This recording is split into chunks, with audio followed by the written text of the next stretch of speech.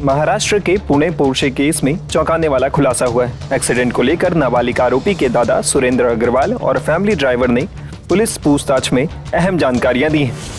Police सूत्रों के मुताबिक आरोपी के दादा ने बताया, पार्टी से पहले नाबालिग ने परिवार को बताया कि 12वीं परीक्षा पास कर चुका वो और उसके कुछ दोस्त पार्टी करने जा रहे हैं।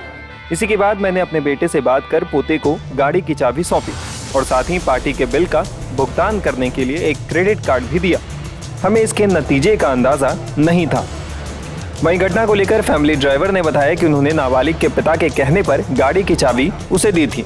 ड्राइवर ने पुलिस को बताया, नाबालिग पोर्शे कार लेकर बड़गांव शेरी के अपने बंगले से एक पब पहुंचा और फिर उसके बाद एक क्लब गया, जबकि मैं दूसरे स्टाफ के साथ एक दूसरी कार में पोर्शे के पीछे था। रात जब नाबालिग क्लब से बाहर निकला तब वो नशे में धुत जैसा लग रहा था। मैंने गाड़ी पार्किंग से निकाली, लेकिन नाबालिग ने गाड़ी खुद चलाने की जिद की। मैंने इसके बारे में पिता विशाल अग्रवाल को फोन पर जानकारी दी तो पिता ने बेटे की बात मानकर मुझे गाड़ी में आगे उसके बगल में बैठने का आदेश दिया, जबकि बेटे के 2 साथी गाड़ी में पीछे की सीट पर बैठे थे। बता दें कि इससे पहले खबर आई थी कि आरोपी और उसके दोस्तों ने दावा किया था कि एक्सीडेंट के समय ड्राइवर ही गाड़ी चला रहा था। इसके बाद आरोपी नाबालिग के पिता ने ऐसा ही दावा किया था, लेकिन पुणे के पुलिस कमिश्नर अमितेश कुमार ने इन दावों को खारिज किया है। उन्होंने कहा है कि आरोपी नाबालिग ही गाड़ी चला रहा था। तो यही सवाल कि ड्राइविंग सीट पर कौन था, इसको लेके अलग अलग वर्जन सामने आ गए हैं। आपकी जांच में क्या आया है और क्या ड्राइवर बदलने की कोशिश हमारे जांच में ये स्पष्ट आया है कि ये जो जुवेनाइल एक्यूज्ड है यही गाड़ी चला रहा था और इसके लिए क्रोनोलॉजिकली जो एविडेंस जरूरी थे वो एविडेंस इकट्ठा किए गए हैं। उदाहरण के तौर पे जब वो घर से निकला था, उसके घर के सिक्योरिटी गार्ड के पास की जो रजिस्टर है उसमें पहली एंट्री है कि ये लड़का, ये आरोपी ये गाड़ी लेके निकला है। इस प्रकार के सीसीटीवी फुटेजेस और अलग अलग एविडेंस, टेक्निकल एविडेंस के तौर पे ये हमारी निश्चित हुई है कि ये गाड़ी ये जुवेनाइल एक्यूज चला रहा था। इसके साथ साथ आई विटनेसेस की स्टेटमेंट भी हमारे पास है जो टेक्निकल एविडेंस को कोरोबोरेट करती है। इसमें हमने बताया कि इस प्रकार की कुछ अटेम्प्ट घटना होने के कुछ घंटों में करने का प्रयत्न किया गया था कि इसमें ड्राइवर, ये एडल्ट ड्राइवर ये गाड़ी चला रहा था और ये आरोपी ये गाड़ी नहीं चला रहा था। इस तरह की बात सामने आ रही है।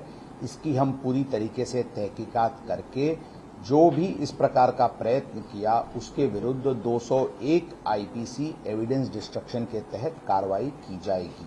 सर, जो आपने इंटरनल इंक्वायरी के लिए जो एक टीम बनाई है वो क्या जांच कर रही है, किन आरोपी की? इंटरनल इंक्वायरी में कुछ लैप्सेस लोकल पुलिस स्टेशन के अधिकारी के बारे में आई है, उनके विरुद्ध जल्दी से जल्दी सख्त कार्रवाई की जाएगी। ब्लड सैंपल्स शुरू में एक ब्लड सैंपल ससून हॉस्पिटल में नियम के अनुसार हुआ था, जिसको जो कि सुबह आरोपी को 9 के आसपास ससून हॉस्पिटल में गुना दाखिल होने के बाद भेजा गया था। वो गुना दाखिल होने के बाद ब्लड सैंपलिंग ली गई थी।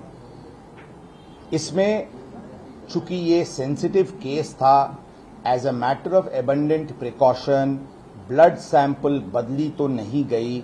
इसको एश्योर करने के लिए, इसको श्योरिटी के साथ वो करने के लिए शाम को इस आरोपी का एक और ब्लड सैंपल लिया गया था और दोनों सैंपल्स फोरेंसिक डिपार्टमेंट को भेजे गए हैं ताकि वो फर्स्ट सैंपल और सेकंड सैंपल एक ही डीएनए का, एक ही व्यक्ति का है, इसको निश्चित करने के लिए ये कार्रवाई की गई। सर, क्या ये ब्लड सैंपल रिपोर्ट से या डीएनए की रिपोर्ट से ड्रग्स कंज्यूम किया था कि नहीं पार्टी में, ये भी सामने आ सकता है जांच? जरूर, जो भी ब्लड की सैंपल जो रिपोर्ट के लिए भेजी गई है उसमें अल्कोहल, ड्रग्स या और भी कोई बैंड सब्सटेंसेस का यूज हुआ है या नहीं, ये सभी बात सामने आ सकती है। इधर जुवेनाइल बोर्ड ने बुधवार को नाबालिग आरोपी की जमानत रद्द कर दी है और उसे 5 जून तक के लिए बाल सुधार गृह भेज दिया है। आरोपी एक नामी बिल्डर का बेटा है जिसने 18 मई की रात शराब के नशे में अपनी पोर्शे कार से बाइक को टक्कर मारी थी। इस एक्सीडेंट में मध्य प्रदेश के रहने वाले इंजीनियर अनीश अवधिया और अश्विनी कोस्टा की मौत हो गई थी। टाइम्स नाउ भारत डिजिटल की रिपोर्ट।